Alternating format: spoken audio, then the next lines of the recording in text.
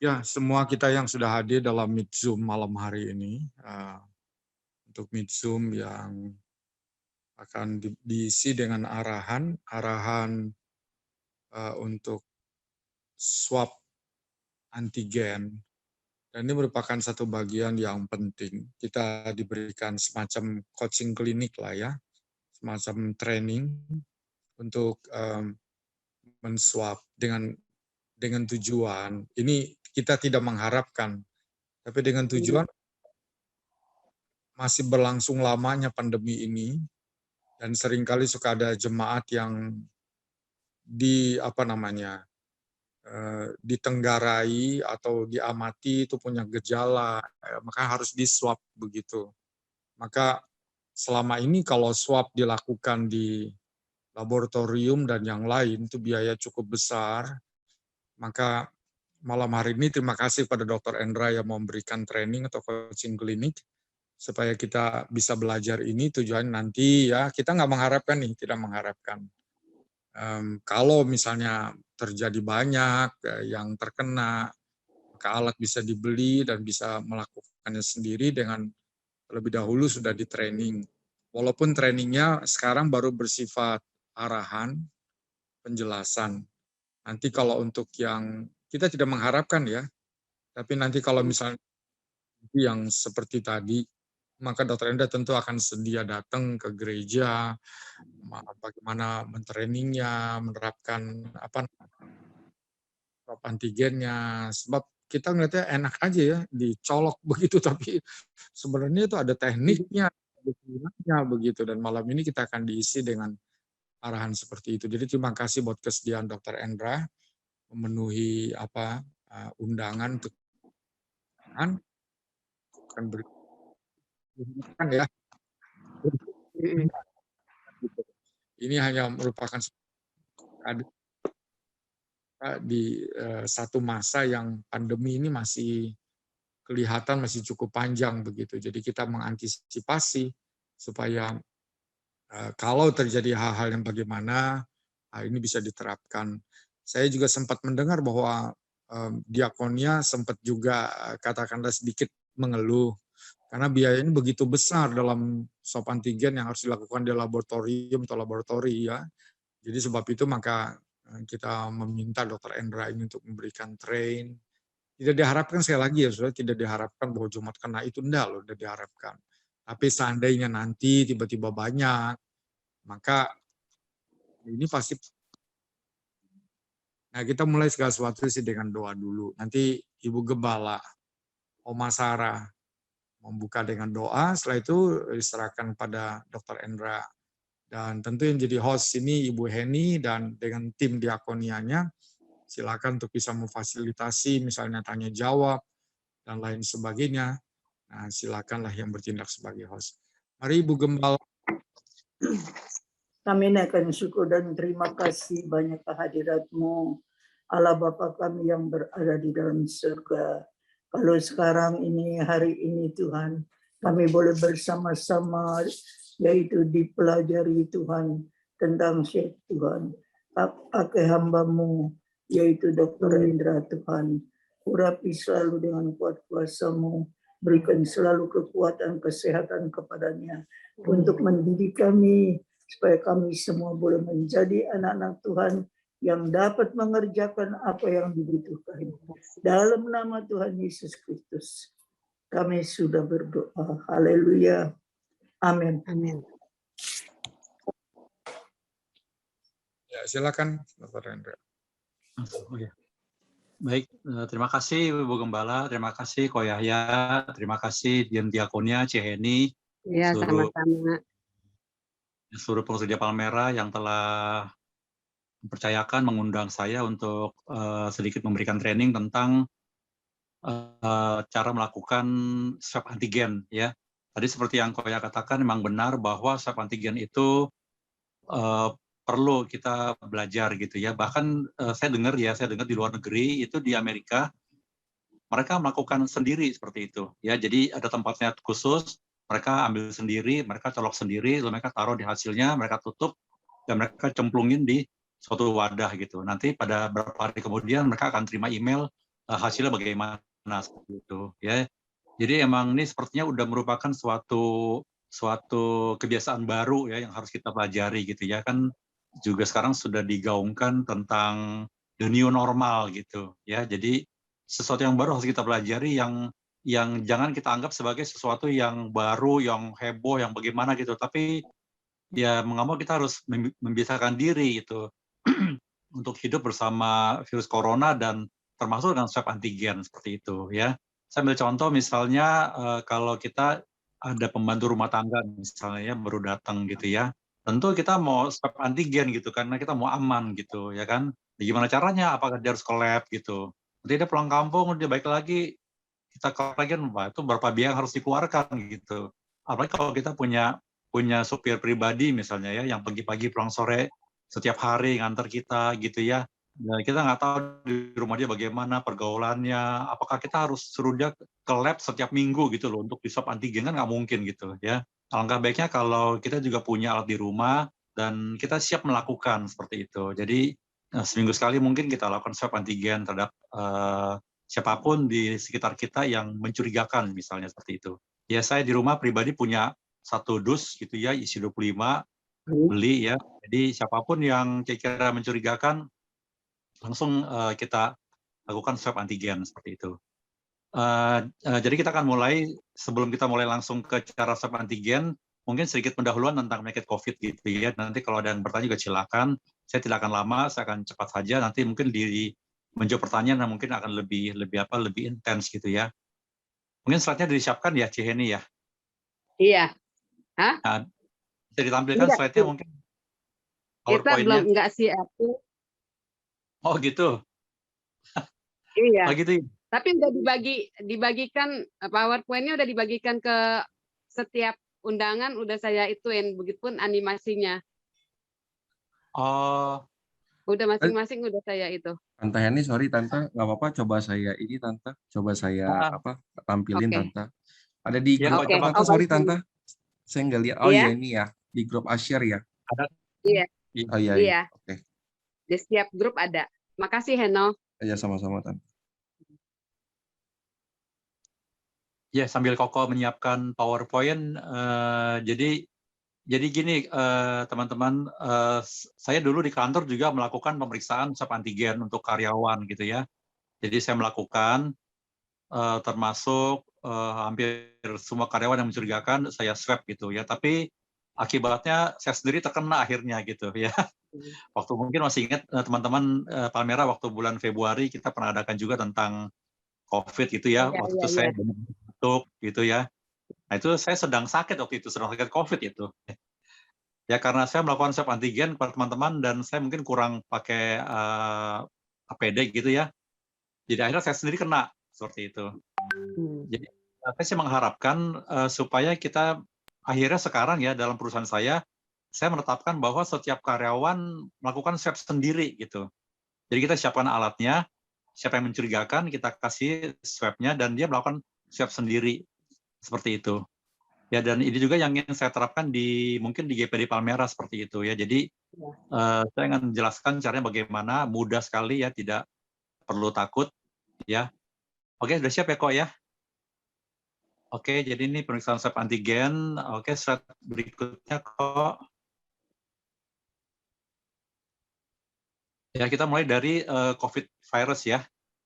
COVID-19, COVID adalah disebabkan oleh coronavirus disease ya. Jadi COVID itu singkatan dari coronavirus disease. 19 itu diambil dari tahun 19 karena awal itu timbul pada tahun 2019 ya.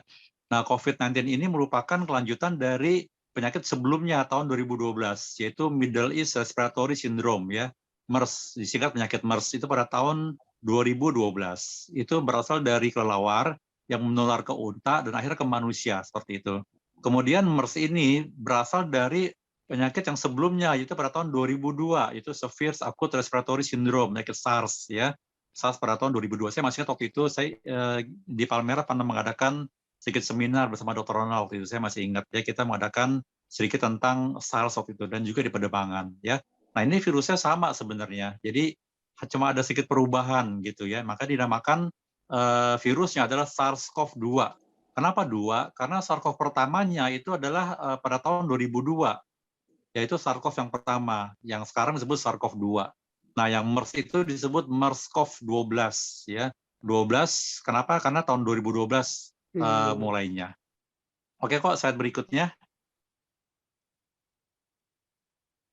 Nah, kemudian ini masa penularannya, jadi sama-sama virus SARS ini, virus corona ini awalnya adalah penyakit pada kelelawar sebenarnya.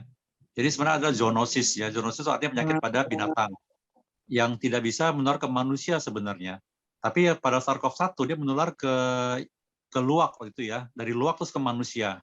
Nah, sedangkan MERS itu dia menular ke onta, lalu onta ke orang-orang Arab Timur Tengah. Dan herannya MERS itu cuma terbatas di Timur Tengah, tidak menjadi pandemik ya. Juga untuk SARS-CoV-1 itu tidak sampai pandemik. Tapi Indonesia waktu itu sempat ada beberapa, tapi tidak sampai terlalu heboh gitu ya. Dan herannya yang sekarang SARS-CoV-2 itu bisa menjadi pandemik di mana-mana. Di Eropa, di negara yang panas bisa, di negara dingin bisa, di negara tropis bisa. Ini yang merupakan pertanyaan para ahli ya. Biasanya kalau penyakit tropis itu punya penyakit yang tersendiri. Penyakit tropis temui di penyakit negara Eropa. Penyakit negara Eropa jarang ditemui di penyakit tropis ya. Di Timur Tengah juga penyakit tersendiri yang jarang ditemui di negara tertentu. Tapi untuk SARS ini, untuk SARS-CoV-2 ini, dia bisa di Timur Tengah bisa, di Eropa bisa, di negara dingin bisa, di negara tropis pun bisa gitu ya. Dan binatang perantaranya adalah terenggiling ya. Dari kelelawar ke terenggiling. Kemudian terenggiling baru ke manusia dan manusia menular antar manusia. Slide berikutnya kok. Nah, ini penularannya kalau SARS-CoV yang sekarang ya, COVID, itu SARS berikut, penularannya itu adalah 2 orang. Ya, 1 orang itu dia bisa menularkan ke 2 orang. Kemudian 2 orang itu menularkan 2 orang lagi. Dan orang itu menularkan ke 2 orang lagi. Ya, itu jadi disebutnya RO. RO itu aja daya tular. Ya. Daya tularnya sekitar 2 orang. Tapi yang varian India, berikutnya kok. Yang varian India itu penularannya 5-8 kali. Ya, nah ini ada penularan untuk masing-masing penyakit. Untuk yang COVID yang varian Wuhan ya, itu cuma 2 orang penularannya. Tapi yang varian Alpha udah mulai 3 orang. Kemudian varian Delta itu bisa 5-8 orang ya. Makanya nggak heran kalau yang virus varian Delta ini cepat sekali penularannya dibanding dengan waktu ada corona pada bulan Desember. Ya sebenarnya kan bulan corona itu kan mulai ada Desember tahun 2019 ya, dan masuk ke Indonesia mungkin sekitar pertengahan gitu ya, sudah ada sebenarnya. Dan waktu itu saya terinfeksi bulan Januari tahun 2020. Tahun 2021 ya, 2021 waktu itu. Seperti itu. Jadi yang varian Delta itu penularannya jauh lebih cepat dibandingkan dengan yang varian Alpha. Jadi yang waktu bulan Januari itu varian Alpha itu. Varian Alpha atau varian Wuhan gitu ya disebutnya. Nah, yang sekarang ini disebut varian Delta. Jadi emang agak berbeda. Berbeda di mana? Berbeda di cara penularannya yang jauh lebih agresif gitu ya. 1 orang bisa menularkan 5-8 orang seperti itu. Slide berikutnya.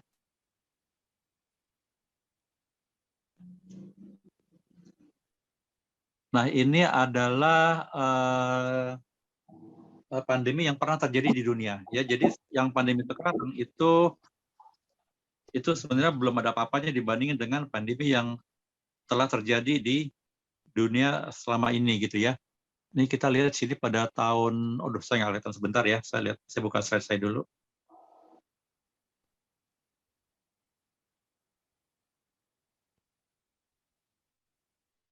Ya, dari saat ini kita bisa lihat bahwa pada tahun 1300 ya, itu pernah terjadi penyakit sampar, the Black Death. Itu hampir yang meninggal itu 200 juta orang. Itu kurang lebih setengah penduduk dunia itu meninggal waktu itu ya, penyakit sampar, penyakit pes itu disebabkan oleh tikus waktu itu, kencing tikus waktu itu ya. Karena waktu itu kan antibiotik belum ditemukan, jadi penyakit menular dengan cepat. Kemudian pada tahun 1919 itu ada Spanish flu yang pernah mungkin kita tahu juga, flu Spanyol ya. Itu yang meninggal 45 juta orang. Itu hampir 2,5% penduduk dunia waktu itu ya. Kemudian HIV itu pada tahun 1981, 30 juta orang meninggal. Sebelumnya ada penyakit cacar. Ya, cacar itu dulu juga merupakan pandemi ya pada tahun 1500. Itu orang yang meninggal karena cacar itu 56 juta orang. Ya hampir 12% penduduk dunia meninggal waktu itu. Tapi bukan cacar air ya, itu cacar smallpox bilang ya. Kalau cacar air itu chickenpox gitu ya. Mungkin cacar apa ya? Cacar monyet kali gitu ya. Slide berikutnya.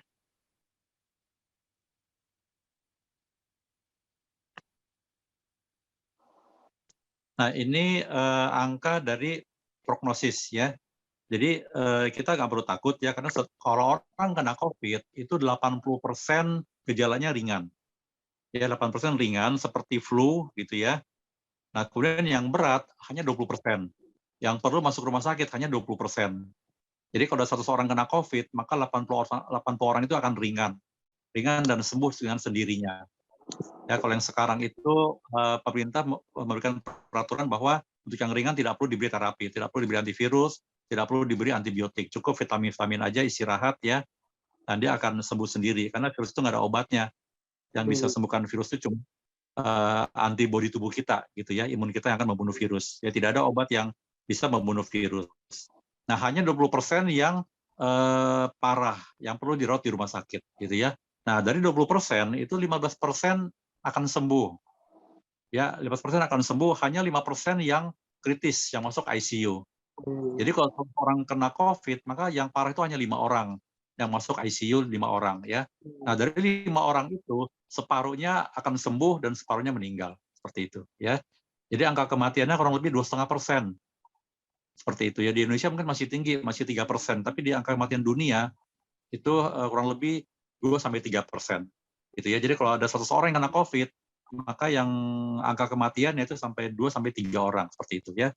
Sisanya 98 orang, 97 orang akan sembuh seperti itu. Ya, jadi Bapak Ibu nggak perlu takut dengan COVID ya, karena 97% itu akan sembuh seperti itu ya. Kita tahunya kalau kena COVID meninggal ya. Tidak seperti itu ya. Oke, slide berikutnya. Nah, ini ada ukuran virus ya. Ukuran virus itu 125 nanometer ya. 1 nanometer itu 1/1000 mikrometer. Nah, 1 mikrometer itu 1/1000 milimeter. Jadi 1 nanometer itu 1/1000 milimeter gitu ya. Jadi kalau Bapak Ibu lihat ukuran 1 milimeter dibagi 1.000.000 ya, nah itu 1 nanometer ya. Nah, ukuran virus itu 125 nanometer atau 0,125 mikrometer. Jadi kecil banget kelihatan ya.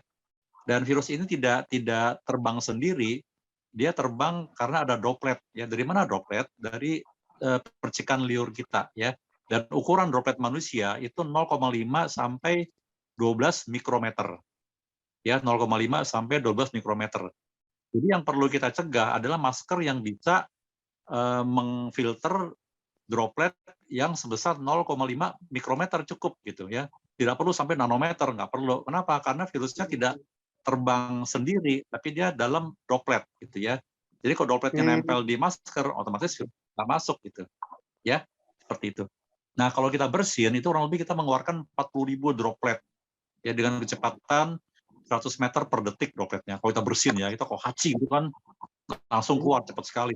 Ya. Nah, kalau batuk itu kurang lebih mengeluarkan 3.000 droplet kalau kita batuk ya. Kalau kita bicara 5 menit itu mengeluarkan 3.000 droplet juga seperti itu ya. Nah, tertawa juga, bernyanyi juga seperti itu. Jadi penularannya adalah kalau kita bersin, batuk, bicara, tertawa, bernyanyi gitu. Ya, kalau kita tidak bersin, tidak batuk, tidak bicara, tidak tertawa, tidak bernyanyi, tidak akan tertular gitu ya. Jadi boleh nggak ketemu orang COVID? Boleh aja. Asal orangnya jangan bersin, jangan batuk, jangan bicara, jangan tertawa, jangan bernyanyi gitu. Diem aja gitu ya. Jadi ngomongnya pakai bahasa isyarat gitu. Ya. Nah, kalau ngomong bagaimana? Ya pakai masker gitu ya. Karena masker itu bisa mengurangi droplet ya. Slide berikutnya. Nah, jadi ini droplet yang slide berikutnya kok. Ya, nah ini gambaran droplet. Jadi droplet itu ada 3 macam ya, ada droplet besar, ada droplet sedang, ada droplet kecil, ya mikro droplet namanya. Nah, yang mikro droplet itu yang tadi 0,5 mikrometer. Yang droplet besar, kalau kita bicara droplet muncrat itu ya, paling jatuh hanya jarak 1 meter gitu kan. Dan ini langsung jatuh ke tanah, nggak terbang kemana-mana gitu ya.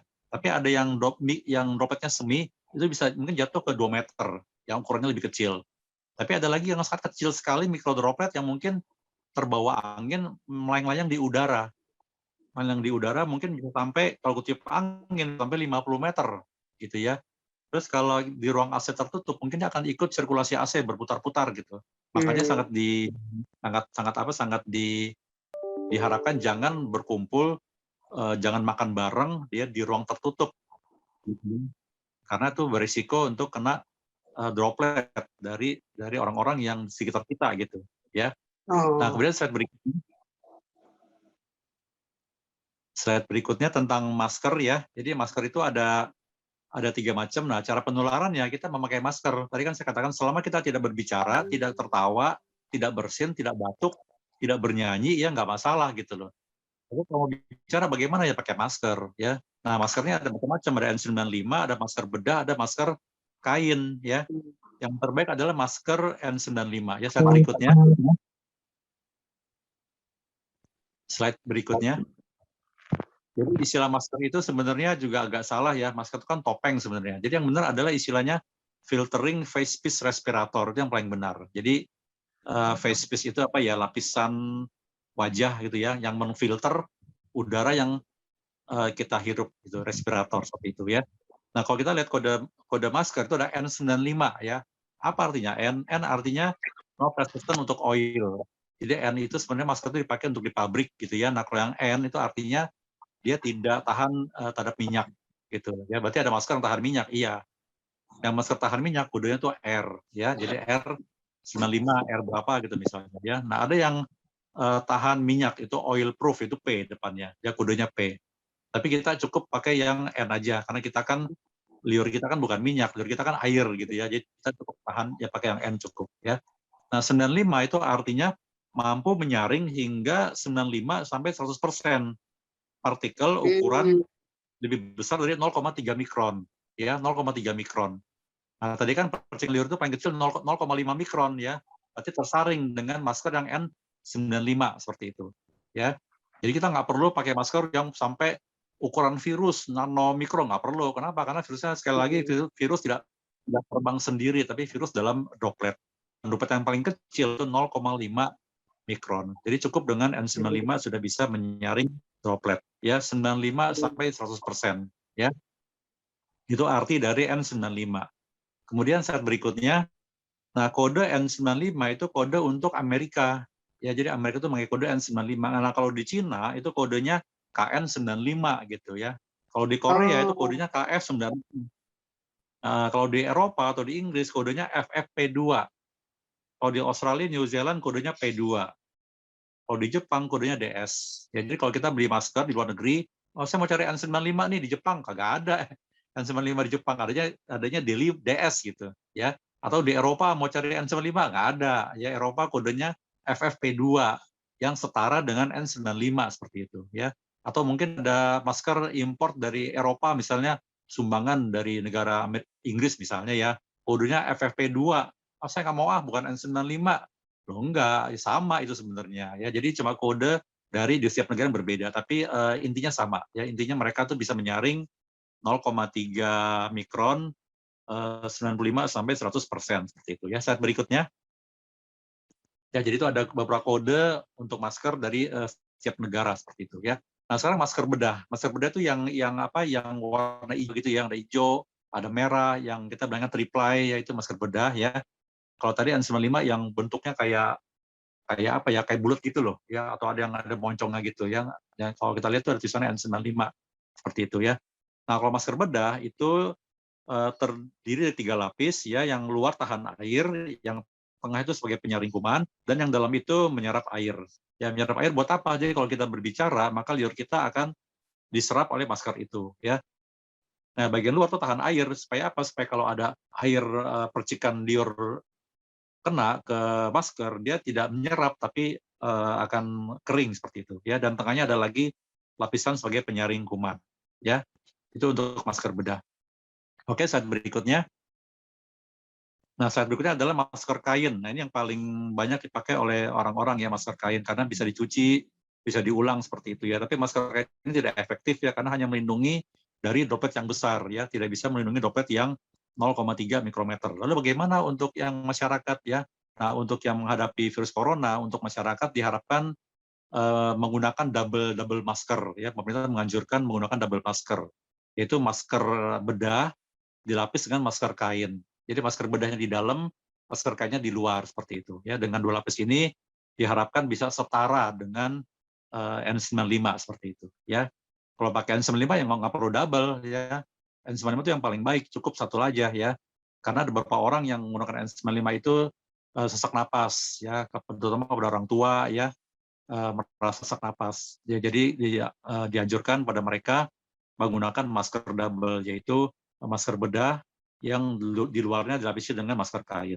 Oke, slide berikutnya. Nah, slide berikutnya kita akan belajar tentang struktur dari virus corona. Ya, slide berikutnya kok. Nah, ini adalah struktur dari virus corona kalau kita lihat. Jadi virus corona itu sebenarnya banyak tonjolan-tonjolan yang berwarna pink itu adalah tonjolannya. Itu namanya spike ya, spike tonjolan. Nah, spike ini terdiri dari protein. Ya, ada proteinnya. Nah, spike ini penting. Kenapa? Karena spike inilah tempat dia menempel di sel tubuh kita. Ya, jadi tempat dia, kalau manusia itu kan perlu tangan untuk buka pintu gitu ya. Nah, kalau virus, tangannya itu spike-nya ini, yang berwarna pink ini. Jadi melalui spike itulah dia membuka sel supaya bisa masuk ke dalam. Ya, terutama sel yang ada reseptornya. Reseptornya apa? Reseptornya AC2. AC2 ya. Jadi dalam tubuh kita ya, Tuhan sudah menciptakan tubuh kita terdiri dari sel-sel ya. Dan sel itu tuh ada pintunya. Ya, nggak semua orang bisa masuk dalam sel. Nggak semua virus bisa masuk dalam sel. Sama seperti kita dalam kamar ada pintunya kan. Nggak semua orang bisa masuk ya. Itu Tuhan sudah menciptakan. Pintunya itu adalah AC2 namanya ya, AC2. Nah, virus corona itu bisa masuk kalau pintunya AC2 gitu. Nah, AC2 ini ada di mana? Adanya di saluran napas, di jantung, di ginjal, dan di pencernaan seperti itu. Jadi ada empat organ yang pintunya itu AC2. Nah, artinya apa? Artinya virus bisa masuk ke situ ya. Makanya orang kalau kena virus gejalanya apa? Jantung deg-degan, terus saluran napas, batuk pilek ya, terus mual, rasa gak enak perutnya gitu ya. Terus satu lagi ginjal. Ya, makanya setelah sembuh dari COVID itu harus dicek ginjalnya gitu ya. Nah, ginjal ini tidak bikin keluhan. Kenapa? Karena ginjal itu kan kalau nggak parah-parah banget, nggak terlalu sakit, gitu, nggak terlalu berasa. Tapi kalau saluran napas itu kan berasa banget gitu ya. Setiap kali kita merasa mudah untuk sesak napas kalau ada infeksi seperti itu. Ya. Nah, kemudian selain ada spike juga ada M protein, ada envelope protein, ada RNA, ada E protein yang berwarna hijau ya, yang berwarna kuning, yang berwarna merah, yang tengahnya itu yang kayak mie itu, yang melingkar-lingkar kayak kabel telepon itu RNA. Ya. Nah, setiap protein itu bisa menimbulkan berfungsi sebagai antigen. Antigen artinya zat yang memicu antibodi kita gitu loh. Ya, jadi setiap kita masuk benda asing oleh tubuh kita akan membentuk antibodi. Nah, benda asing itu namanya antigen. Dan setiap unsur dari virus corona itu bersifat antigen buat tubuh kita. Maka tubuh kita akan membentuk antibodi terhadap setiap antigen itu. Ya. Nah, atas dasar inilah maka dibuat vaksin, gitu ya, dibuat vaksin. Contohnya vaksin AstraZeneca itu dia membuat berdasarkan mRNA, berdasarkan RNA yang berwarna kuning tadi, yang kayak kabel telepon itu. Nah, itu diambil proteinnya dan disuntikan ke orangnya supaya orang itu akan terbentuk antibodi terhadap mRNA itu. Seperti itu ya. Nah, kalau Sinovac itu dia menggunakan inactivated virus, jadi virus utuh. Jadi semua virus itu dimasukkan ke dalam tubuh manusia, tapi yang sudah dilemahkan, yang sudah tidak aktif lagi. Jadi tubuh akan membentuk antibodi terhadap setiap antigen yang dimasukkan. Jadi orang yang divaksin dengan Sinovac itu akan terbentuk antibodi yang banyak. Ya, karena ada spike-nya, ada M-nya, ada E-nya, ada N-nya gitu loh. Jadi akan multi antibodi yang terbentuk seperti itu. Tapi kalau mRNA, dia hanya terbentuk antibodi terhadap mRNA-nya seperti itu. Ya, nanti kita akan lihat ya tentang virus. Oke, slide berikutnya. Slide berikutnya tentang cara diagnostik ya. Jadi untuk mendiagnostik COVID-19 itu ada dua. Pertama kita mendeteksi virusnya. Kedua mendeteksi antibodinya. Ya, kalau deteksi virusnya, artinya kita melihat akhirnya kita mencari malingnya gitu loh. Kalau malingnya ketemu, berarti benar ini dirampok gitu kan. Tapi kalau malingnya nggak ketemu, tapi ada barang hilang gitu kan, berarti dirampok nih rumah nih. Meskipun maling nggak ketemu, tapi ada barang hilang gitu ya. Nah, kalau barang hilang, artinya kita mendeteksi antibodinya ya. Kalau deteksi antibodi, artinya kita memeriksa IgG, IgM-nya. Jadi IgG, IgM itu timbul kalau sudah terinfeksi oleh virus ya. IgG, IgM tidak mungkin timbul kalau tidak terinfeksi oleh virus corona seperti itu ya. Jadi kalau ada IgG, IgM, artinya dia pernah terinfeksi atau sedang terinfeksi virus corona gitu ya. Nah, kalau kita menemukan antigen virus corona, apalagi, berarti sudah ada virusnya gitu, ya. Nah, untuk yang deteksi antibodi itu di laboratorium menggunakan cara ECLIA dan CMIA, ya. Jadi bisa diketahui berapa titer dan berapa antibodinya. Tapi bisa juga dilakukan dengan yang non laboratorium, yaitu dengan rapid test antibodi. Ya dulu waktu awal-awal pernah sering dipakai, ya sekarang udah jarang dipakai untuk rapid test antibodi. Ya sekarang pakainya rapid test antigen, ya. Nah, untuk yang deteksi virus itu bisa dengan lewat antigen yang tadi saya bilang spike proteinnya luarnya gitu ya, atau kita mendeteksi RNA-nya. RNA artinya isinya dari virus tadi yang kayak kabel telepon tadi ya. Kalau ada RNA-nya berarti ada virusnya, atau ada antigennya berarti ada virusnya gitu ya. Nah, untuk antigen kita menggunakan rapid test antigen yang sebentar akan saya jelaskan cara penggunaannya. Ya, nah kalau PCR itu dia mendeteksi RNA-nya, RNA dari virusnya tadi seperti itu. Ya, nah dua-duanya yang RNA maupun antigen itu namanya swab. Ya, namanya swab. Jadi swab itu adalah metode pengambilan sampel. Ya, jadi kalau orang gua habis di swab nih, swab apaan gitu loh. Kalau swab doang itu nggak jelas swab apa nih, swab antigen atau swab PCR gitu ya.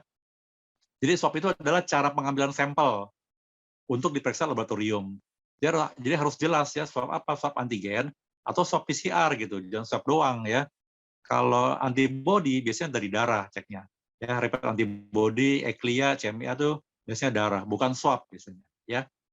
Jadi kalau orang bilang gua habis di swab nih, cek antibody, nggak mungkin ya. Kalau antibody pasti darah gitu ya. Kalau swab pasti nyari virus gitu, entah antigen entah PCR seperti itu ya. Oke, slide berikutnya. Jadi Bapak Ibu bisa jelas ya tentang cara deteksi. Nah, ini yang swab antibody ya. Ini yang namanya rapid test antibody. Jadi menggunakan darah, ditusuk darahnya, kemudian ditetesin di kasetnya ya, kemudian dikasih buffernya, kemudian ditunggu sampai 15 menit. Ya, kalau hasilnya slide berikutnya, kalau hasilnya satu garis, ya artinya positif. Ya, jadi kalau ada satu garis itu positif atau dua garis positif, ya. Kalau di IgM positif, artinya dia sedang sakit. Ya, kalau IgG-nya positif, artinya dia sudah sembuh, pernah sakit, sekarang sudah sembuh, sudah ada antibodinya. Ya, kalau ada dua-duanya, ada IgM, artinya sedang masa pemulihan.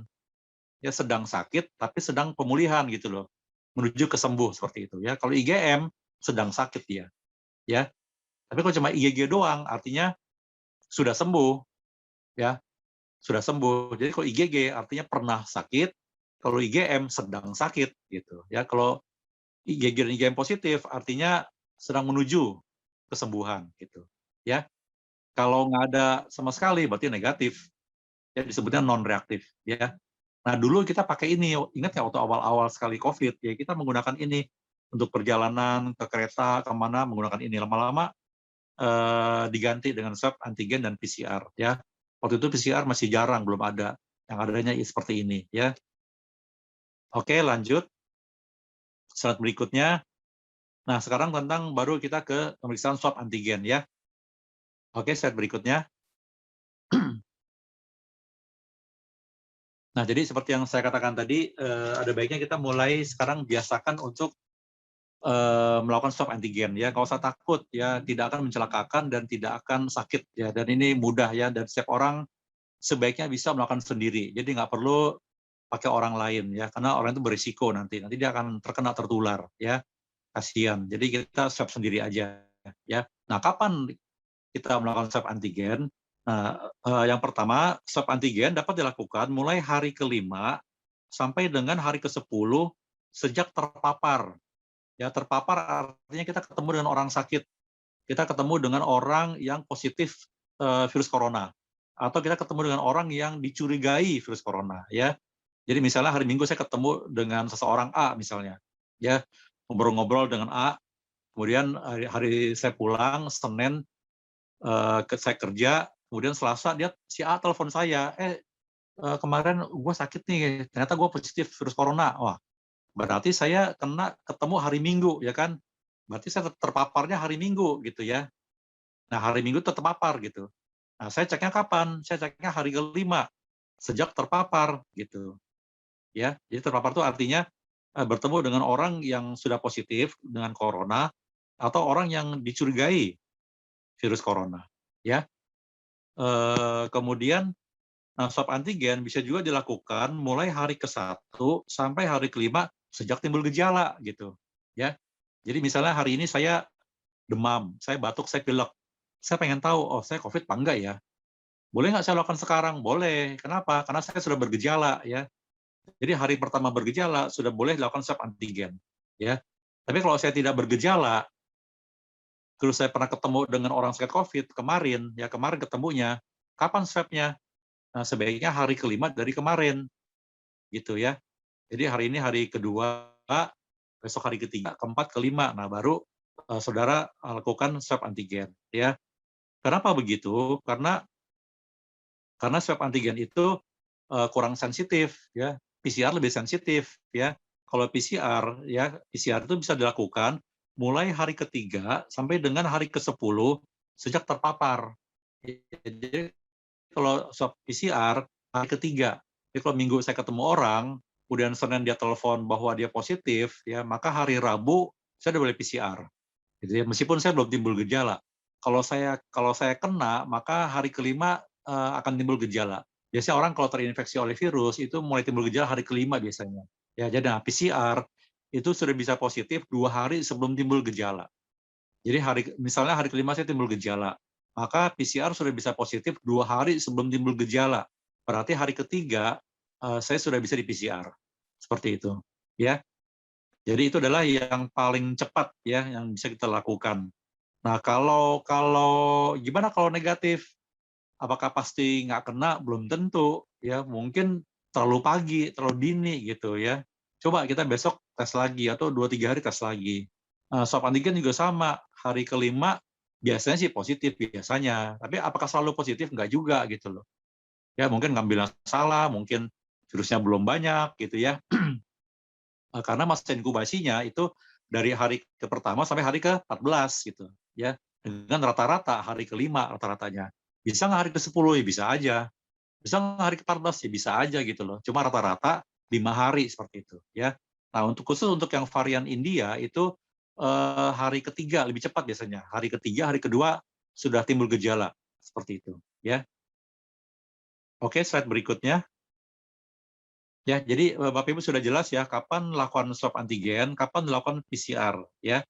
Kalau lupa nih bisa dilihat lagi slide-nya ya, setiap orang sudah mendapat slide-nya. Nah, kemudian sekarang kita masuk ke cara melakukan swab antigen ya.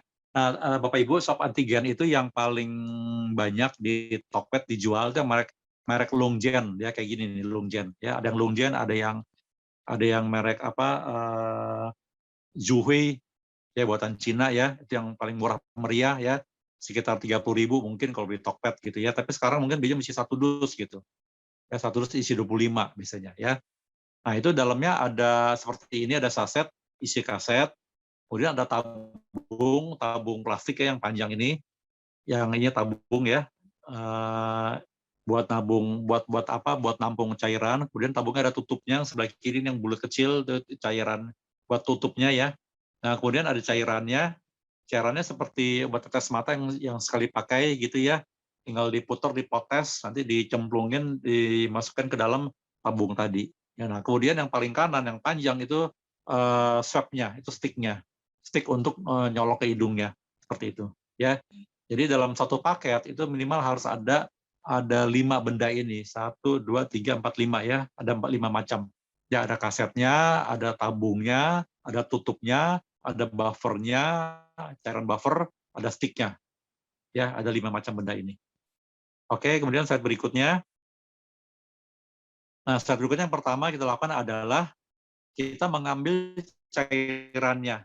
Ya, yang ini kita ambil cairannya, lalu kita buka cairannya, kita potes atasnya ya, kita patahkan.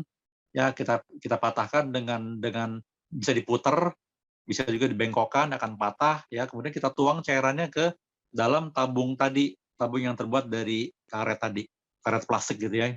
Kita pencet, kita tuang semua cairannya dalam situ, ya, sampai habis cairannya. Nah, setelah habis kita boleh buang tempatnya. Kemudian slide berikutnya kita buka stick-nya. Ya, kita buka stick yang tadi yang panjang itu. Nah, stick-nya ada 2 macam ya. Kalau kita beli, biasanya kita beli dikasih yang nasofaring biasanya. Ya, nah stick-nya ada 2 macam. Ada yang nasofaring, ada yang untuk orofaring. Ya, kalau kita ke PCR ke laboratorium, itu pertama kita dicolok hidungnya pakai yang nasofaring, kemudian kita dicolok mulutnya pakai yang orofaring. Ya, bedanya yang orofaring itu lebih tebal, lebih kaku, ya lebih tebal, lebih kaku gitu ya. Nah, kalau yang nasofaring itu lebih tipis, lebih fleksibel. Jadi bisa melengkung-melengkung gitu, ya lebih fleksibel.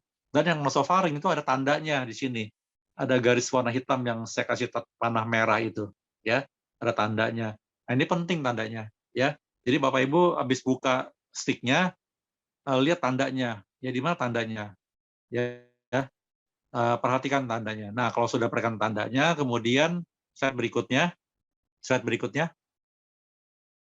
berikutnya kita pegang, ya kita pegang di agak ke kanan dari tanda, ya jangan posisi tandanya ya agak keluar dari tanda tadi, kita pegang dan kita masukkan ke hidung pasien, ya bisa hidung sendiri boleh, hidung orang lain boleh, ya. Nah masukkan ke hidung, nggak usah takut-takut ya, nanti berdarah nggak ya, nanti coblos nggak dagingnya, enggak, ya karena itu fleksibel, jadi kalau kena daging dia akan melengkung, ya sangat fleksibel, nggak akan nusuk, nggak kayak jarum gitu, enggak, ya dia akan melengkung gitu ya. Jadi langsung aja masukin ke hidung. Nah, yang paling penting adalah arahnya, ya arahnya ke arah telinga, ya lihat gambar ini ke arah telinga ya, jangan ke arah mata, jangan ke arah yang lain, ke arah telinga. Jadi kalau lubang hidung ini seperti goa gitu ya, maka stick tadi itu jalannya di lantai goanya. Jangan di langit-langit goa, jangan di kiri kanan goa, tapi di lantai goa. Ya, jadi stick tadi itu berjalan searah dengan lantai hidung, lantai goa tadi. Terus masuk lurus ke arah telinga. Ya, searah telinga. Masukannya lurus, lurus terus. Nggak usah belok kiri, nggak usah belok kanan, nggak usah ke atas, nggak usah ke bawah, lurus aja ke arah telinga ya. Lurus sampai tanda tadi ya, tanda panah itu ada di lubang hidung persis ya. Slide berikutnya kok. Nah, slide berikutnya, sampai yang tanda batas tadi ada persis di bawah lubang hidung. Ya. Nah, biasanya itu sudah mentok ke dinding belakang. Ya. Lalu kalau anak kecil kan pendek, gimana kelebihan nanti nusuk dong? Enggak bakal nusuk ya. Kalau kelebihan dia akan melengkung. Ya, akan melengkung. Lalu setelah tanda tadi ada di lubang hidung ya, artinya sudah cukup dalam masuknya. Nah, kita putar-putar. Kita putar-putar 3-4 kali. Ya, kita putar ke kiri, ke kanan, diputar-putar gitu, dikilik-kilik gitu ya. Seperti kita kalau pakai cotton bud, keluar kuping kan diputar-putar gitu ya. Tujuannya apa? Tujuannya supaya mengambil lendir sebanyak mungkin gitu ya. Nah, setelah putar-putar 2-3 kali, kita tarik keluar. Ya, tarik keluar, lalu colok lagi ke hidung sebelahnya. Ya, jangan lupa dua-duanya ya, kiri kanan ya. Kiri dan kanan. Boleh nggak cuma satu? Ya boleh aja, nggak apa-apa ya. Kalau takut sakit satu aja, ya udah nggak apa-apa ya. Tapi yang bagus sih dua-duanya, supaya lengkap. Karena sebenarnya kiri maupun kanan pun sebenarnya bertemunya sama sih ya, karena meskipun lubang hidung kita 2 kiri kanan, tapi dalamnya itu satu sebenarnya. Mereka di tempat yang satu. Cuma bedanya kalau yang kiri mungkin lebih arah kiri, yang kanan ke arah kanan gitu ya. Sebaiknya sih dua-duanya, kiri dan kanan ya. Nah, yang kanan juga sama, masukin yang kanan, lurus ke arah telinga, sejalan dengan lantai hidung ya, jangan ke atas dan ke bawah, sejalan dengan lantai sampai yang tanda tadi ada di bawah lubang hidung. Itu sudah cukup dalam ya. Kemudian diputar-putar 2-3 kali, lalu tarik keluar. Nah, kalau sudah kiri kanan ya dimasukkan, kemudian yang tadi ujung tadi dimasukkan ke dalam cairan tadi. Ya, dicabut ya sticknya, kemudian dimasukkan dalam cairan. Slide berikutnya. Slide berikutnya. Nah, kemudian dimasukkan ke dalam tabung tadi yang sudah cairannya. Ya, kita masukkan dalam, kita putar-putar, ya kita putar selama 1 menit. Ya, 1 menit kita putar-putar, terus kita pencet-pencet gitu, kita pencet-pencet. Supaya apa? Supaya lendir yang tadi larut dalam air tadi. Tujuannya sih itu aja sih ya. Kita pencet-pencet, kita putar-putar. Seperti apa ya? Seperti kita bilas kain pel gitu loh. Habis pel kan kita bilas tuh, masukin dalam air kan, tuh kita injek-injek gitu kan. Tujuan apa? Supaya kain pel kan semua larut dalam air seperti itu ya. Nah, tujuannya adalah supaya lendir yang tadi itu semua masuk ke dalam air tadi, itu tujuannya. Ya, jadi kita putar-putar, kita pencet-pencet gitu ya supaya lendirnya semua masuk ke dalam larut dalam cairan tadi selama 1 menit gitu ya. Nah, setelah sudah, slide berikutnya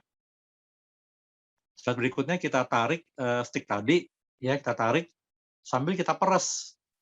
Nah, kita tarik sambil kita peres. Kita pencet dinding tadi ya, kita pencet supaya apa? Supaya semua lendirnya itu masuk ke dalam cairan. Ya, jadi persis seperti kita meres kain pel lah gitu ya. Kita peres kain pel supaya kotorannya semua keluar gitu ya. Nah, kita tarik, setelah kita peres, kita tarik keluar ya. Terus slide berikutnya. Nah, setelah kita tarik keluar, baru kita tutup. Slide berikutnya kok. Oke, nah kita ambil tutupnya, lalu kita tutup. Ya, kita tutup. Nah, tutupnya ini atasnya ada lubang ya, ada lubang supaya kita bisa teteskan nanti. Ya, nah saya tutupnya harus rapat ya, jangan sampai tidak rapat nanti bocor ya. Nah, setelah rapat, slide berikutnya. Setelah kita tutup dengan rapat, lalu kita buka kasetnya. Buka yang saset tadi, itu isinya kaset. Ya, kasetnya seperti ini bentuknya ya. Lalu kita balikkan yang tadi udah kita tutup ya, kita balikkan.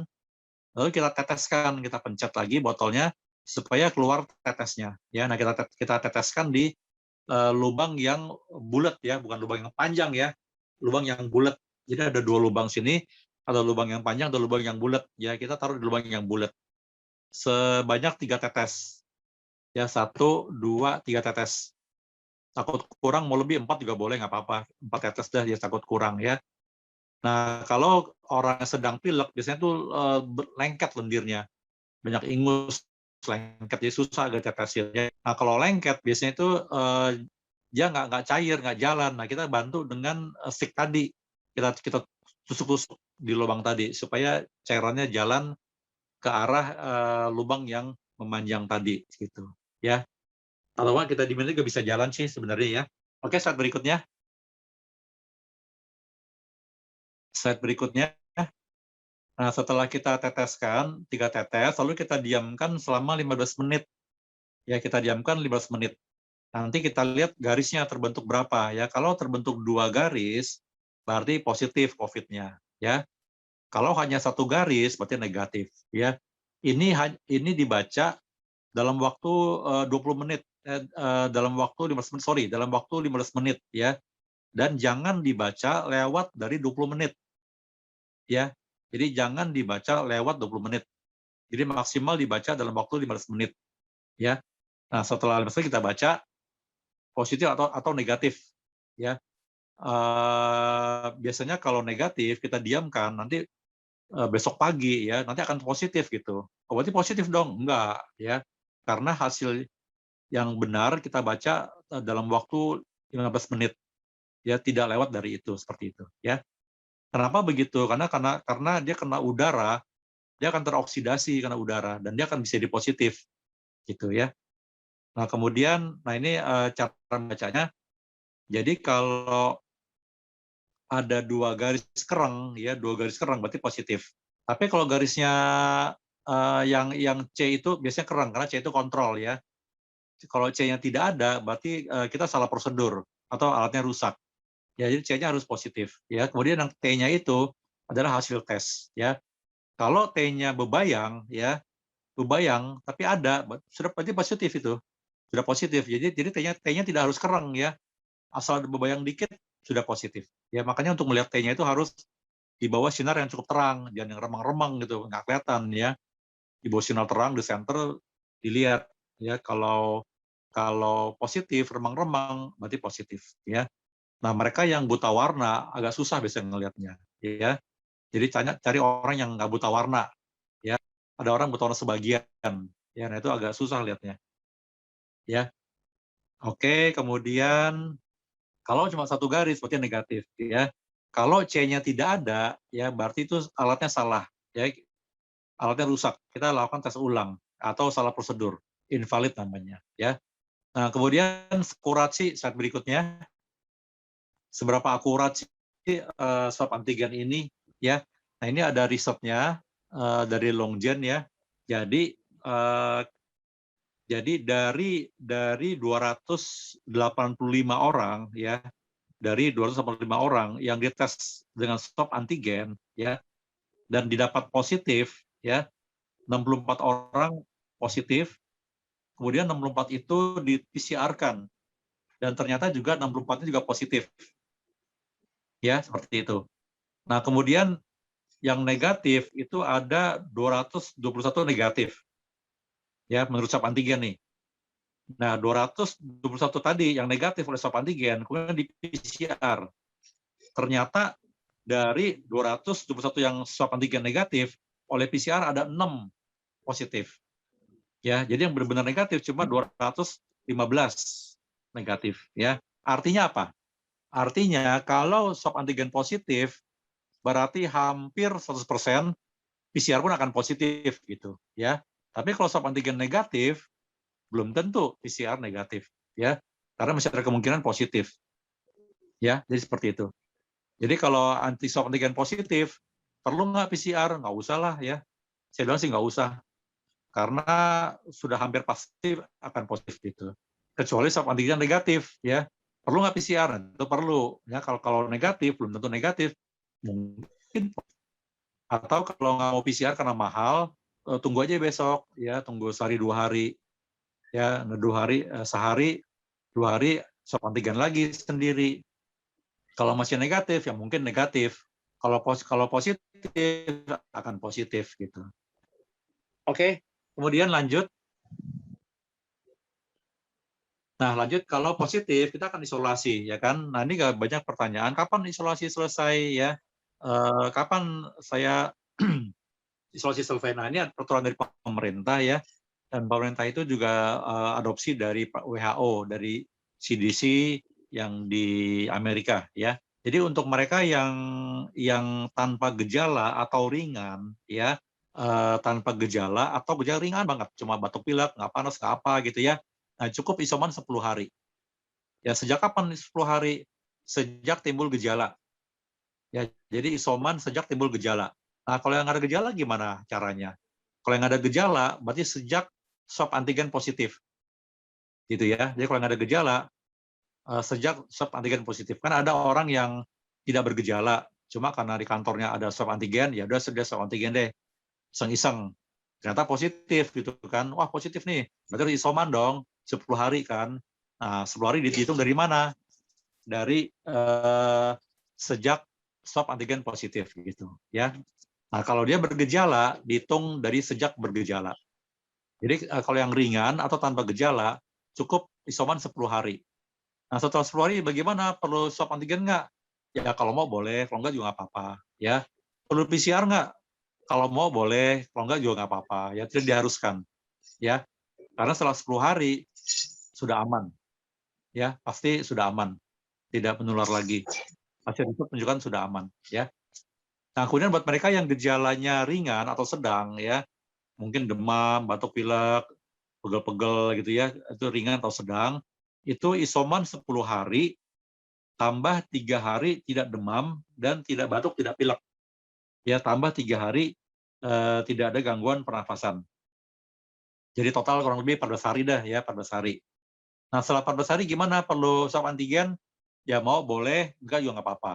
Ya, perlu PCR? PCR boleh, enggak pun nggak apa-apa. Ya, karena kalau untuk gejala ringan sampai sedang, setelah 14 hari, hasil riset menunjukkan bahwa dia sudah tidak menularkan. Seperti itu. Ya. Tapi kalau kantor suruh PCR dibayarin kantor, ya nggak apa-apa. Ya, PCR aja. Tapi kalau bayar sendiri, ya lumayan, mahal juga, 500.000, ngapain gitu ya. Yang sangin uang gitu ya. Karena menurut riset, hari ke-14 sudah aman, udah nggak apa-apa. Ya. Nah, kecuali mereka yang kritis, ya, mereka yang gejala berat dan kritis di rumah sakit dirawat misalnya ya. Nah, ini perlu isoman 10 hari tambah 3 hari bebas demam dan perlu PCR 1 kali negatif. Jadi menjelang pulang dia harus PCR perlu 1 kali negatif. Ya. Selama masih positif dia belum aman, harus PCR negatif baru aman. Ya baru boleh pulang. Seperti itu. Ya. Nah, itu Bapak Ibu, jadi ada 3 kriteria untuk PCR ya, untuk disebut selesai isolasi, yaitu yang mereka gejala ringan, mereka gejala sedang, atau mereka gejala yang berat. Oke, slide berikutnya. Nah, lalu setelah sembuh, apakah saya bebas? Apakah saya tidak akan terkena virus corona? Jangan begitu ya. Meskipun kita sudah sembuh, kita masih potensi kena virus corona ya, karena ada istilahnya reinfeksi ya. Kok bisa begitu? Kenapa? Ya katanya sudah kebal. Surat bentuk antibodi. Iya betul, ya kita kebal surat bentuk antibodi, tapi ingat ya, corona itu punya 11 varian, ya punya 11 varian corona ya. Jadi yang kita kena mungkin kita kena varian delta mungkin ya. Yang sekarang ini bulan Juli katanya sih varian delta. Yang kemarin bulan Januari itu varian alpha ya. Jadi ada varian alpha, varian delta. Nah, kita masih mungkin nggak kena varian yang lain ya, mungkin sekali ya. Masih ada varian lambda, masih ada varian kappa, masih ada varian beta, gamma, ya, eta, theta, iota, kappa, lambda dan lain-lain, ya, epsilon dan lain-lain, ya. Ini awalnya nama-namanya nama negara ya, misalnya alpha itu awalnya di Inggris, ya, beta itu awalnya di Afrika Selatan, delta itu di India, ya. Cuma waktu itu India protes ya, dia nggak mau negara dipakai untuk sebagai nama virus ya. Makanya akhirnya WHO memutuskan mengganti dengan nama-nama abjad Yunani. Jadi alfa, beta, gamma, delta, epsilon, zeta, theta, iota, kappa, lambda. Ya. Dan yang diisukan ada itu lambda ya katanya. Tapi ya masih belum terlalu banyak ya. Jadi artinya tetap kita harus jaga prokes ya, tetap harus pakai masker ya, karena masih banyak varian yang lain. Itu seperti itu ya. Nanti kalau virusnya nggak bisa menginfeksi orang, maka dia lama-lama akan musnah dengan sendirinya seperti itu ya. Oke, kemudian lanjut. Nah, sekarang tentang vaksin ya, tentang vaksin tadi sudah saya singgung tentang antigen dari virus corona. Jadi slide berikutnya dulu kok, slide berikutnya.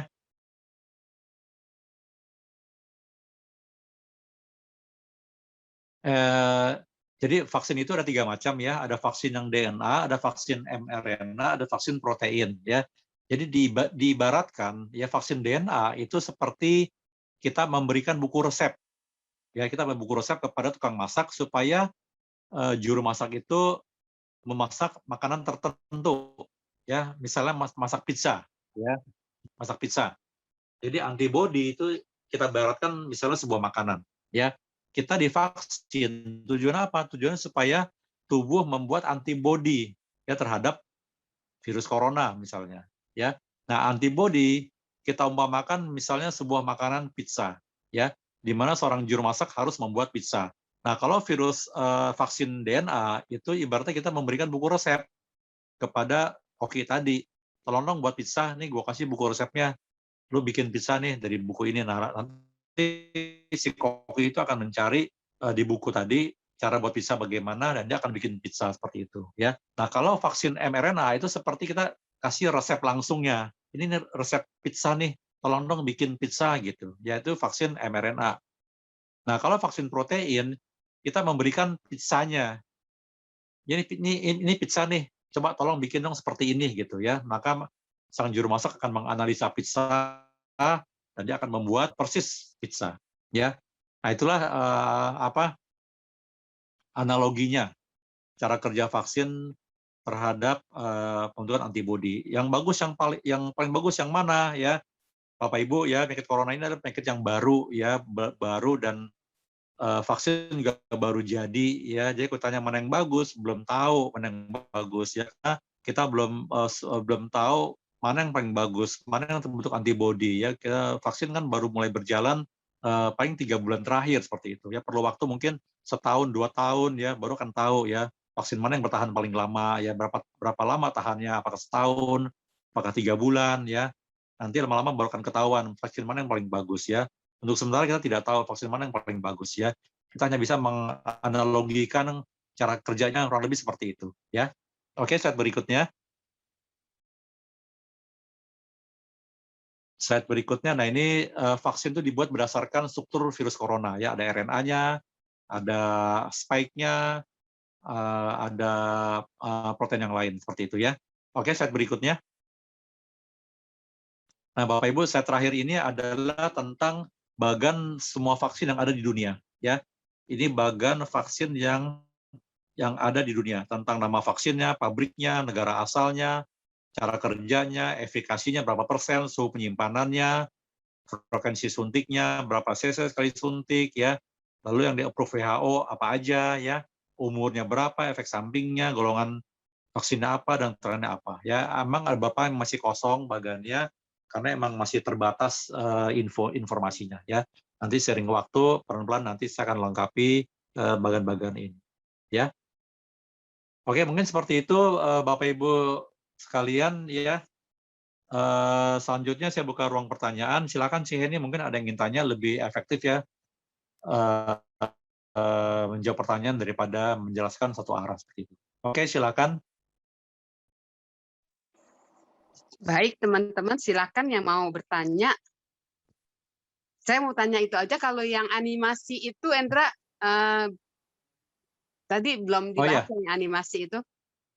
Yang animasi nanti ditonton masing-masing aja deh ya. Oh, oke, baik. Hampir sama ya sama tadi ya ceritanya ya. Iya, sama lah. Jadi gini, Ciheni, nanti kalau misalnya ada yang sakit ya, kita berikan aja satu set tesnya.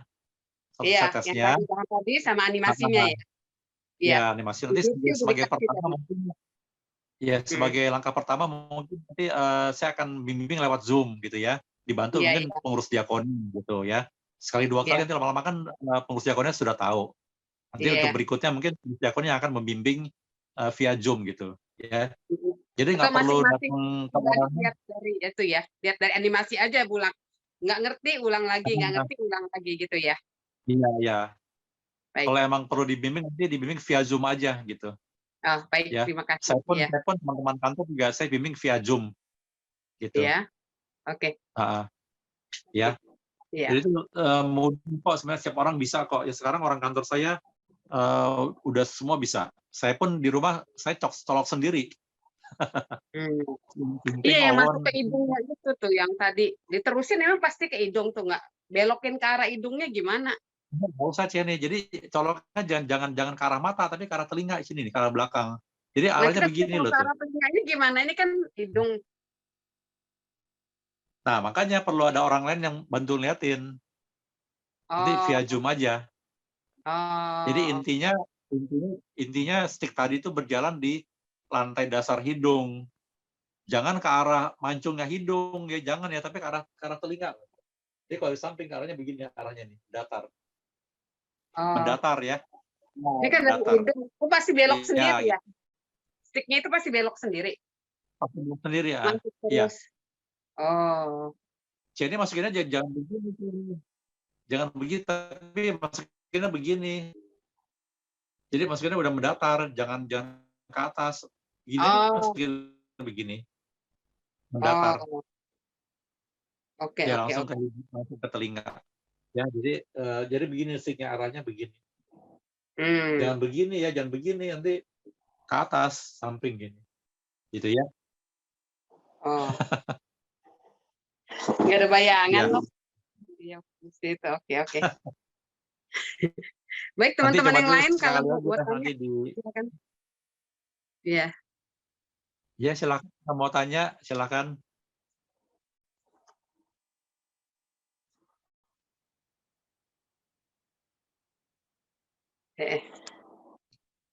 Tidak ada, udah jelas ya. Kalau masih Jadi ada nanti waktu kalau dan tidak ada yang bertanya, apa dianimasiin aja sebentar putarnya, lama nggak, En? oh itu kurang lebih boleh sih, terserah, silakan, boleh.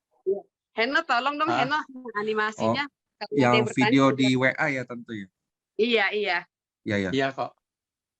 Mungkin jadi lebih jelas yang lainnya. Sebentar ya. Boleh, silakan.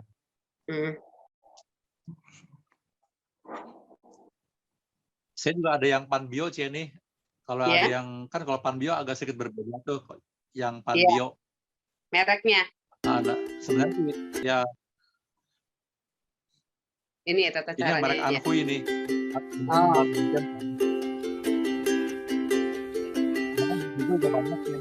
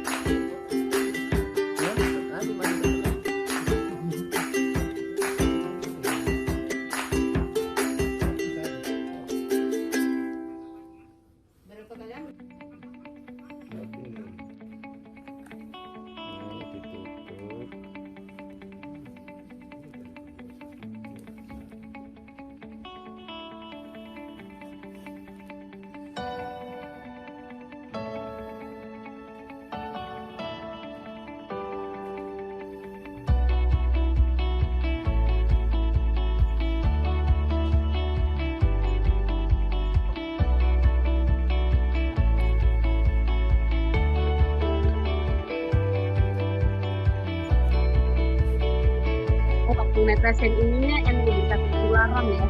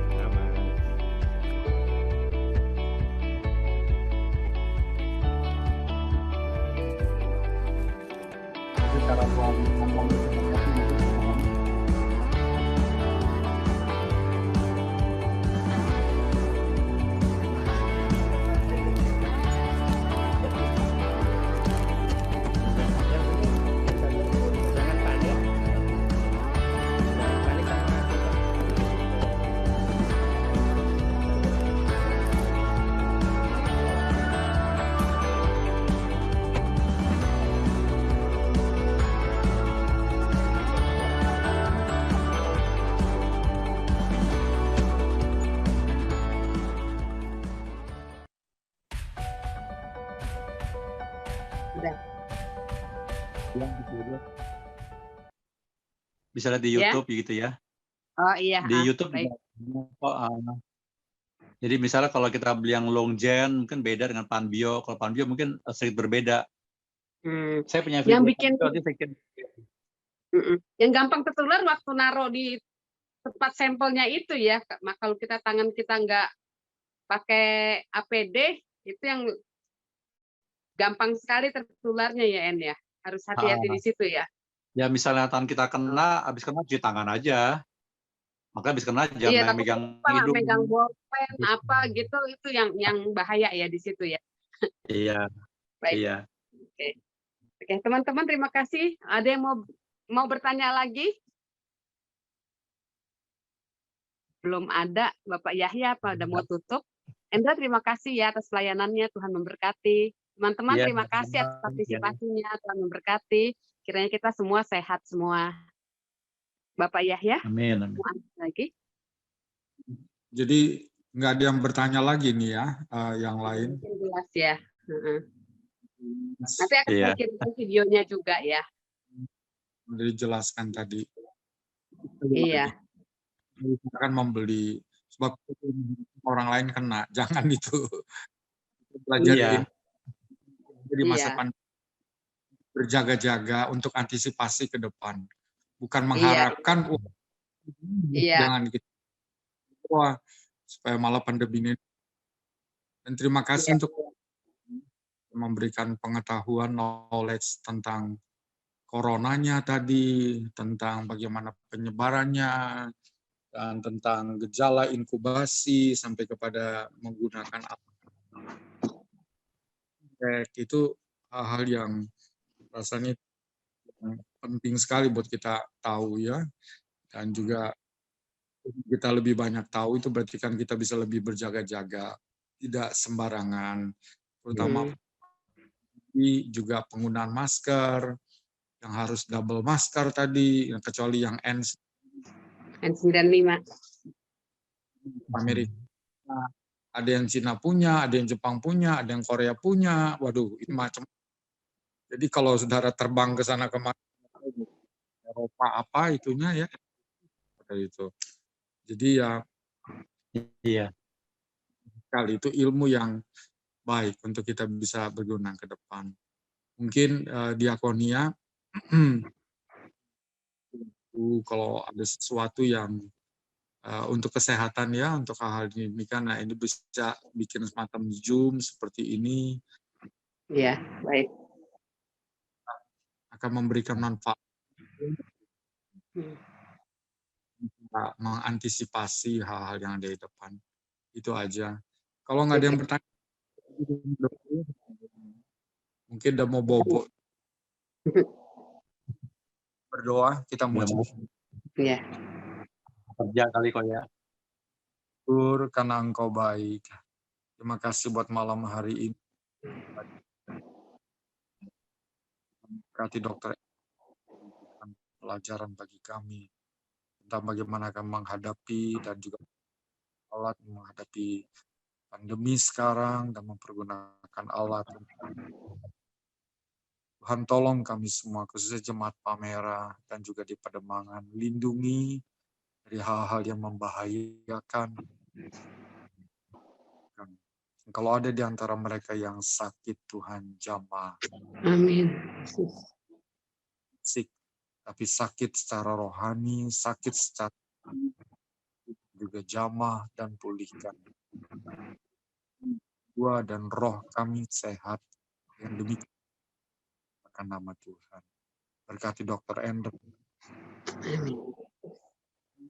dan berkati semua tim yang ada, jemaat Palmera Pademangan. Akan beristirahat setelah ini, ya penjagaan Tuhan menjadi bagian kami. Kami serahkan aman, mengucap syukur, akhiri pertemuan yang disertai dengan arahan ini. Dalam nama Amin.